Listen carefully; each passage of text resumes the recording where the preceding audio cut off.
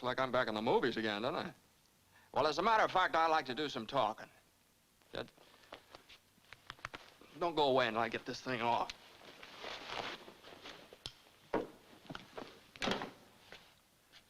Now, it isn't as if it was a chore for me to talk to you because I want to speak on my favorite subject, the Army Air Forces. I can't speak from long experience. I've only been in the service a year, but I've learned a lot about what the Air Forces have to offer. That's what I want to talk to you about. Right now, the greatest mass mobilization in the history of the world is taking place. Men from cities, towns, farms, married men and single men, brothers, sweethearts, husbands, fathers and sons, businessmen and workers from the factories, and students from colleges and high schools all over America. They're mobilizing, joining up, or having their numbers pulled out of a fishbowl. And this war we're fighting today and tomorrow and the next day until we win is a war of the air. The whole world knows that. Our factories know that. So, interceptors, pursuit ships, light bombers, medium bombers, and flying fortresses are rolling out of those factories. 65,000 fighting planes this year. 100,000 fighting planes next year. And to keep them flying, 2 million men. Now that's where you come in. The Army Air Forces need 15,000 captains, 40,000 lieutenants, 35,000 flying sergeants. Well, how about it? Well, let's talk it over.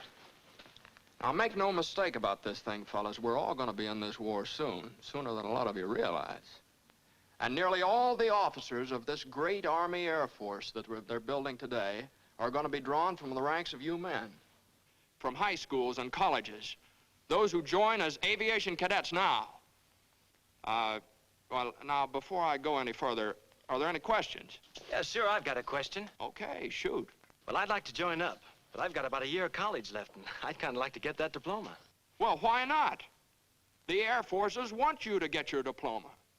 Fellows like yourself, either in high school or college, can enroll in the Air Force Reserve. Continue with your studies, and at the end of the term, or when you get your diploma, you'll be taken in as a regular cadet, if you pledge now. Well, thanks. Okay, don't mention it. Hey, I'd like to make the Air Force, but I'm no brainstorm. My grades aren't exactly what they should be. I hear it's tough to get in. Not anymore, it isn't. And that blocked letter you're sporting, that tells me a lot. Basketball, football, baseball, or some activity where coordination, control, and the ability to work together with the rest of the team, that's important. The same in the Air Force. They're one big team, and they need men who can pull together and play the game. So you and your teammates should be a cinch in this, the biggest all-American team we've ever had. Now, here's a fellow who works in a filling station. He looks as though he's got something special on his mind. Say, how about it, fella?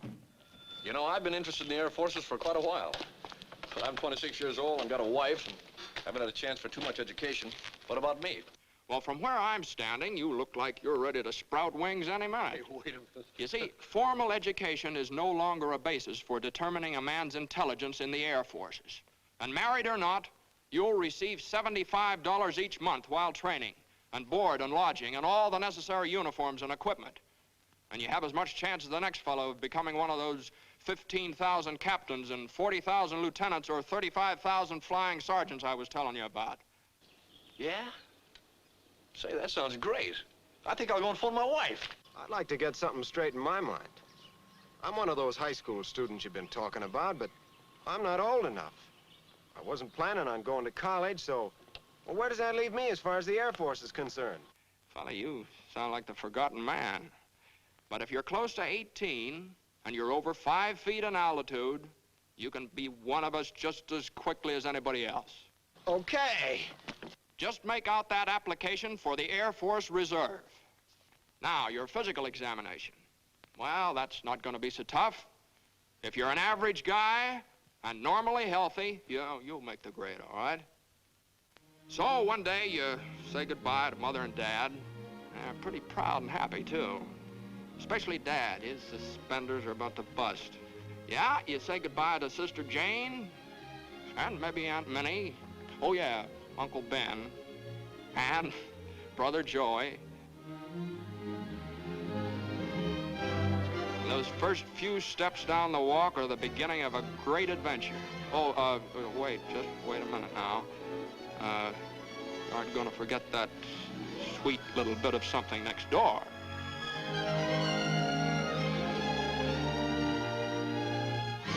And you're on the train with a lot of other fellas, probably many from your own school or neighborhood. Oh, yeah, I forgot to say, Uncle Sam bought your ticket.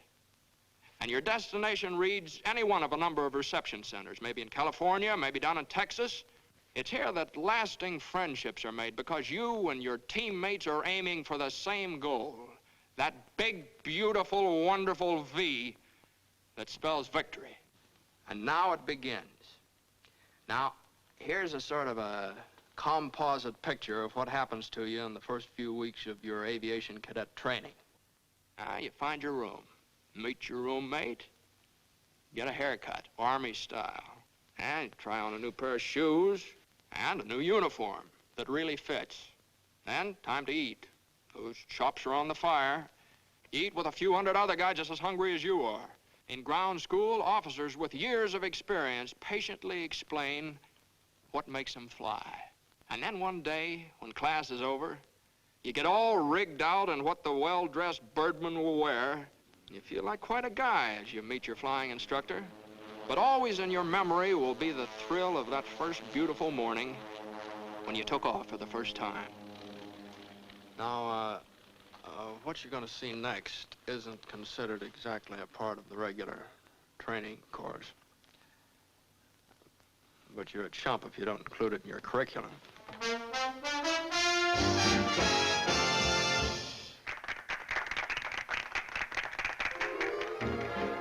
And you find out the effect those shiny little wings have on a gal. It's phenomenal.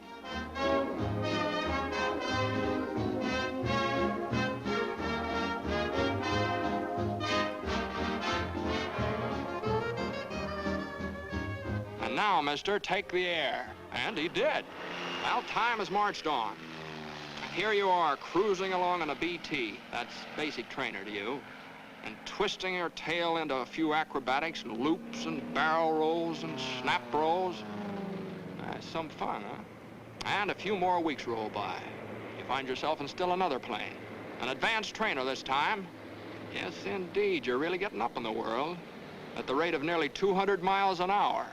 But you think this is something. Well, now, just wait. Fellas, shake hands with Mr. B-17 and a few of his big brothers. Now, watch out now, he's tough. Those four motors roaring through the sky like a thunderstorm, they can't fool with them. American workmen, the finest master mechanics in the world, put those motors together. Made them live, made them breathe, made them roar. Yes, sir, a whole army of workmen, designers, engineers, and just plain guys who wanted to do something for their country. They put that B-17 together. A few thousand of these babies will win this war for us, and a few thousand guys like you in there flying them. And remember, we said something about a team. Well, 9 men are inside that plane, each with an important job to do. So let's go in and take a look around. Let's meet the team. Yes, sir, 9 fellas like yourself working together, as closely coordinated as a precision watch. Now get this straight. The pilot is not the most important fellow inside this plane. All 9 members of the crew are equally important. For example, the pilot and the co-pilot can take the plane off the ground and set it back down again, but where would they be without the navigator? Now meet him. He's the gentleman sitting right there with his pencils and calculators. He's responsible for getting the giant bomber to its destination and back again. Now, you might like his job. Now, this fellow's a second lieutenant, draws $245 each month, and although he was good at mathematics, he didn't graduate from college. But he learned that the Air Forces could use his talents, and now he's a necessary part of the team. And now let's go up into the nose of Mr. B-17 and meet somebody who has an important job in that department. This is the bombardier, the boy who doesn't miss. You see, flying the plane is wasted motion unless this lad hits the target on the noggin. The finest pilots in the Air Force would be behind the 8-ball if the bombardier couldn't hit straight. And he's a full-fledged commissioned officer, too, wears his wings, draws the same pay as the pilot or the co-pilot. Now, back in the main body of the plane, we've got some more important positions. This fella is the #1 engineer. He keeps the motors turning and the thousands of working parts all through the bomber inspected and in repair. And then comes the radio operator, who keeps the bomber in constant communication with its home base, and the photographer who keeps a photographic record of what takes place on the earth below while the bomber's on its mission. He's sort of an official scorekeeper, checking up for future reference. Now, the remaining members of the flight crew are #2 engineer and #2 radio man. So you see, being in the Air Forces isn't all piloting, or all navigating, or all bombardiering. It's teamwork. And each member of the team is just as important as the next one. Now listen, it takes 38 men on the ground to keep this bomber in the air. So let's go downstairs and meet the ground force. Jobs? Why, there's one to fit every kind of fellow who wants to play on this all-American team. Meet the armament officer. Now, he's in charge of 12 bombers, more or less like the one we just looked over. It's his job to see that the bombs are loaded and the machine guns, and a general all-around checkup. See that bar on his shoulders? Well, he ranks just the same as the pilot or the co-pilot or the navigator or the bombardier. And to get this fellow's commission, a little engineering or physics in college would be a great help. Flight plan will follow after departure. And there's a fellow whose job takes a back seat to nobody, the communications officer. Those bombing and fighting planes up there, they depend on his work. He's part of the team. And how does a fellow get a sign like that on his door? Well, engineering officer Captain C.D. Burns had 3 years of college. He studied aerodynamics, and those qualifications quickly awarded him his commission. He's in charge of all mechanical details and has a full crew of technically trained enlisted men to supervise.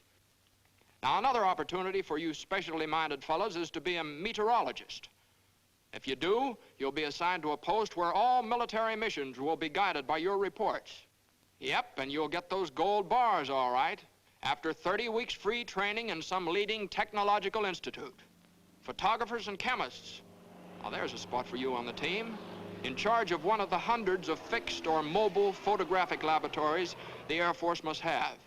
Now, this job, too, gets you a commission as an officer. So, whether you're flying a plane as a pilot or a co-pilot, charting its course as a navigator, acting as bombardier, or in any one of the many technical jobs in the air or on the ground, wherever it is in the United States Army Air Forces, you're part of a team. Now, remember that. So listen to the roar of those motors, young men of America, and heed their call. Soon the skies will be filled with the greatest air armada the world has ever seen. Our own Army Air Forces. The best planes ever built, 65,000 planes this year, 100,000 more next year. That's why we'll lick the Axis, and that's how we'll lick the Axis. Your commission in the Air Forces is waiting. You don't have to have a diploma to become an officer. Join now on the enlistment reserve basis, and then finish your present school or college term before you're called upon for actual duty. If you're between the ages of 18 and 26, with a good bill of health, you can make as high as $245 a month, and with a bonus of $500 for each year of service in the Air Forces. Or if you become one of those 15,000 captains we need right away, you'll receive $430 a month while you serve your country. And you'll be well trained for a good job in civilian life when this war is won. Now, here's another thing. Now, it's kind of hard to explain, but believe you me, it's important. You see, while you're getting all this wonderful technical training in the Air Forces, you're learning about other things, too. Things that are going to pay off in big dividends. You're learning to be alert. You're learning how to handle men and how to do that job with a lot of pride. Yeah, you're learning about courage, too. But you'll know what I mean, and I hope soon, because the Air Forces are proud to think that you might be with them. And by the time you finish your training, America will have overwhelming superiority in the air. You see, the way the Air Forces feel about it, They're fighting and they're flying for the safety of our people at home, our mothers and fathers and our sisters and brothers. And to keep the terrible war of destruction that swept Poland and Belgium and Holland and blasted homes of good people in London and Coventry and maimed hundreds of innocent women and children in Nanking and Burma and Bataan Peninsula and Pearl Harbor. To keep that war from our own shores, our cities and our homes. The roar of 100,000 motors sing their song, and theirs is a song of freedom, and their wings outstretched in the cause of decency. And each spinning prop drones in vengeance against those who would destroy our way of life. But somebody's got to fly 'em. A lot of somebodies have got to fly 'em. Now, this is your place. This is where you'll serve America best. Young men of America, your future's in the sky. Your wings are waiting.